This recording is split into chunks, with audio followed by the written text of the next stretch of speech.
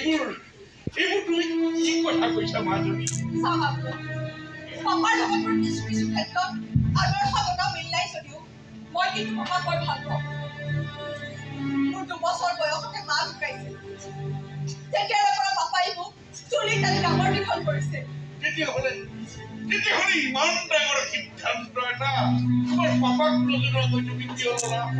তুমি তোমাৰ পাপাক আগতেই কৈ দিব লাগিছিল যে সেই আমেৰিকাত থকা ল'ৰাটোৰ লগত তুমি বিয়া নোহোৱা। ফোনত বহু কথাই ভাবিব পাৰি, বহুত ধেমালিও কৰিব পাৰি। ফেচবুকত ফটো দেখি ডাঙৰ ডাঙৰ লেকচাৰ শুনি বিয়াৰ জানো প্ৰস্তাৱ দিব পাৰি। এইবোৰ কথা মই পাপাক বহুদিন আগতেই কৈছো। তাৰমানে সেই আমেৰিকাত থকা ল'ৰাটোৰ লগত তুমি মুখামুখিকৈ একো কথা পতা হোৱাই নাই। দুই এবাৰ সি আমাৰ ঘৰলৈ আহিছিল, কিন্তু তাক মোৰ একেবাৰে ভাল নালাগিল। সি কাগজৰে বাপ নেতাজী নগৰে বাপ, মই ঠিক তাক ধৰিবই নোৱাৰিলো। যি মানুহে বিয়াৰ প্ৰস্তাৱ দি 2 বছৰে দেখা কৰাৰ বাবে সময় নাপালে, সেই মানুহৰ লগত জানো বিয়া হ'ব পাৰি? আংকল, বিয়াটো মইহে কৰাম।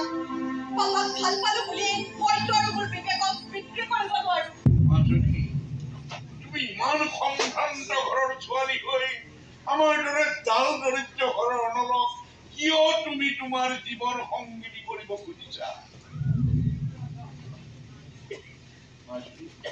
তোমাৰ কথাবোৰ মই বুজিছো, কিন্তু মোৰ উপায় নাই। মই কি কৰিম মাজনী? আমি বৰ দুখীয়া মানুহ মাজনী।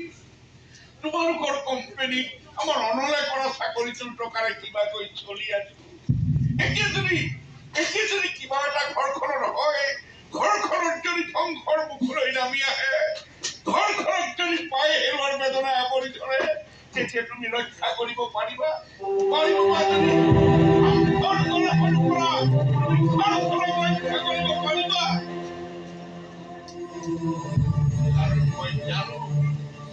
দেউতা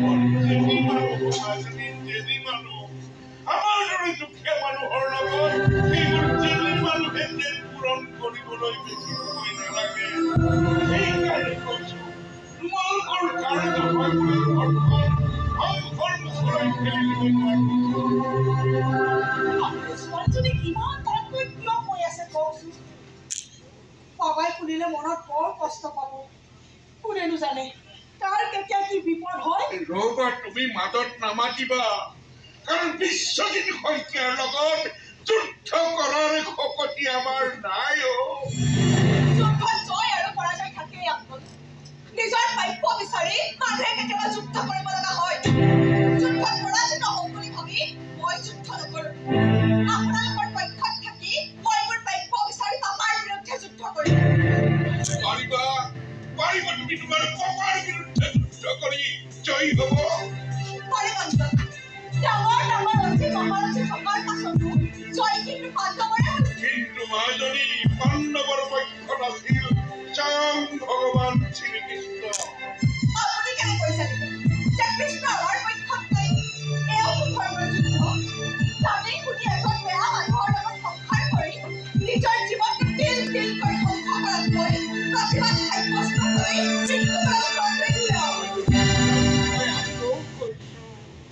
ইমান সম্ভ্ৰান্ত ঘৰৰ জীয়াৰী হৈ তুমি দাল দৰিদ্ৰ অমলক কিয় জীৱন সংগী কৰিব খুজিছা? মৰম। অনলৰ ব্যক্তিত্বই মোক মুগ্ধ কৰিছে। আপোনাৰ সন্তানক এগৰাকী ভাল যুদ্ধ। মোৰ বিশ্বাস এই যুদ্ধত অনল আৰু মই জয় হ'ম।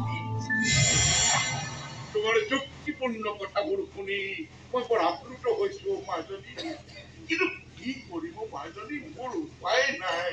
কি কৰিম? আংকল, আন্টি, মোৰ পাপা বহুত ভাল মানুহ আছিল, কিন্তু নিজৰ স্বাৰ্থ সিদ্ধিৰ বাবে কেইজনমান স্বাৰ্থলোভী মানুহৰ ষড়যন্ত্ৰত পৰি পাপাই এইবোৰ কৰিছে। পাপাৰ কাৰণে মোৰ বৰ দুখ লাগে আন্টি, বৰ দুখ লাগে।